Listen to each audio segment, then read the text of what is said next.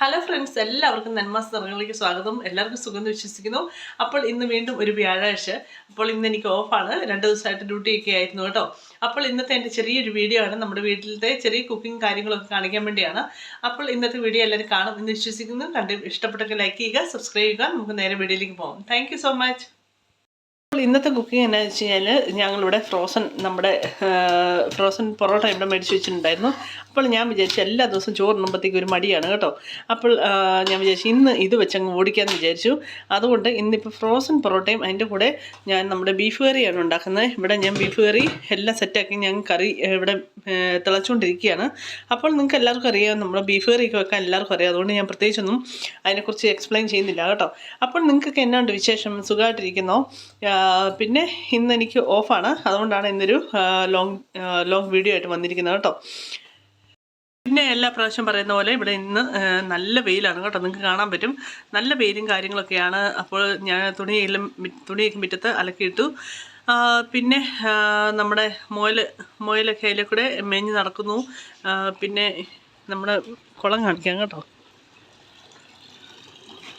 ഇതാ ഈ ഇടയ്ക്ക് ഞങ്ങൾ കുളമൊക്കെ ഒന്ന് കഴുകിയായിരുന്നു കേട്ടോ. മീനുകളൊക്കെ ഓടി ഓടി നടപ്പുണ്ട്, നിങ്ങൾക്ക് കാണാൻ പറ്റും.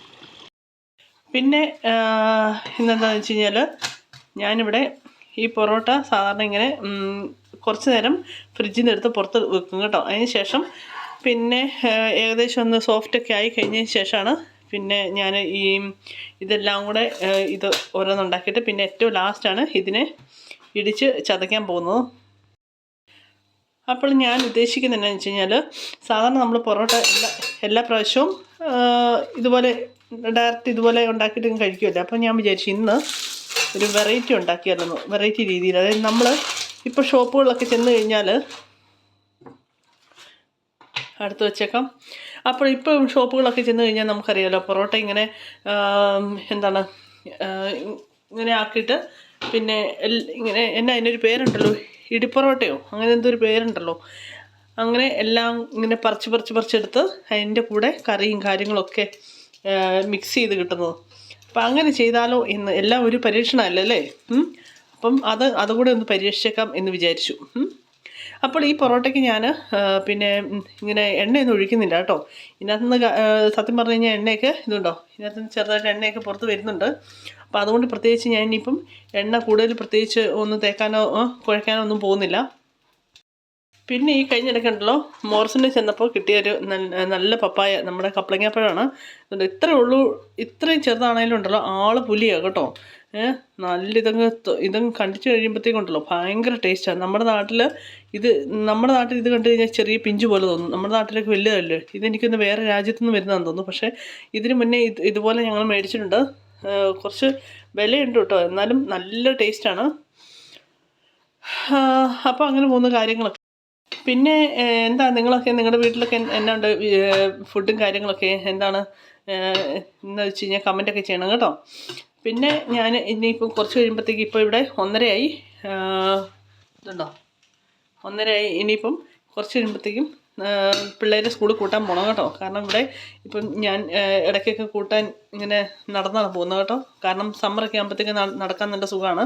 പിള്ളേർക്കും നടന്നു വരാൻ ഭയങ്കര ഇൻട്രസ്റ്റാണ് കേട്ടോ. തണുപ്പൊക്കെ ആകുമ്പോഴത്തേക്കുമാണ് നമുക്ക് നടക്കാൻ ബുദ്ധിമുട്ട്.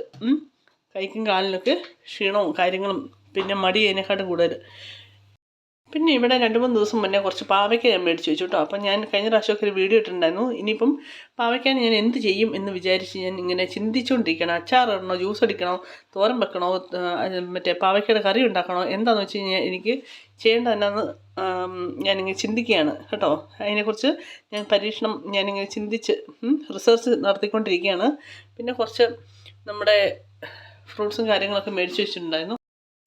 പിന്നെ ഇന്ന് രാവിലെ പിള്ളേർ സ്കൂളിൽ വിട്ടതിന് ശേഷം നേരെ ഇവിടെയുള്ള അടുത്തുള്ള ഷോപ്പിലൊക്കെ പോയി അവിടെ പോയി കുറച്ച് ചെടിയും കാര്യങ്ങളൊക്കെ മേടിച്ചു. ഇതുണ്ടോ, ഞാൻ നേരത്തെ പറഞ്ഞ പോലെ ഇതിനകത്ത് ആവശ്യത്തിന് ഇതുണ്ടോ, ഇത്തെ കണ്ടില്ലേ, നമ്മുടെ എണ്ണ പറ്റിയിട്ടുണ്ട്. ഇതിൻ്റെ ആവശ്യത്തിന് ഇതിൻ്റെ അകത്ത് തന്നെ എണ്ണ ഉണ്ട്. അതുകൊണ്ട് പ്രത്യേകിച്ച് നമ്മളൊന്നും തേക്കുന്നില്ല.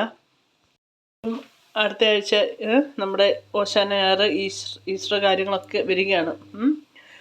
അപ്പം എല്ലാവരും അതിൻ്റെയൊക്കെ തിരക്കിലായിരിക്കും എന്ന് വിശ്വസിക്കുന്നു. പിന്നെ വിഷു വരുന്നു അല്ലേ, അപ്പോൾ എല്ലാവരും അതിൻ്റെ തിരക്കിലാണ് ആയിരിക്കും എന്ന് വിശ്വസിക്കുന്നു കേട്ടോ. പിന്നെന്താണ് പറയാനുള്ളത്? ഇനിയിപ്പം ഡ്യൂട്ടിന് 2-3 ദിവസം കഴിഞ്ഞിട്ടേ ഉള്ളൂ. അപ്പോൾ അങ്ങനെ പോകുന്ന കാര്യങ്ങൾ. പിന്നെ ഞാൻ കഴിഞ്ഞ വീഡിയോ പറഞ്ഞ പോലെ നമ്മൾ എന്താണ് നമ്മൾ ഒരു കടയിൽ ചെന്ന് കഴിഞ്ഞാൽ പൂക്കൾ കാണുമ്പോഴത്തേക്ക് എനിക്ക് എപ്പോഴും പൂക്കൾ ഒരു ഹരമാണ് കേട്ടോ. അപ്പോൾ പൂക്കൾ കാണുമ്പോഴത്തേക്ക് എനിക്ക് മേടിക്കാതിരിക്കാൻ പറ്റത്തില്ല. എങ്ങനെ വില കൊടുത്താണേലും ഞാൻ പൂക്കൾ നമ്മുടെ ചെടികളൊക്കെ മേടിച്ചിരിക്കും.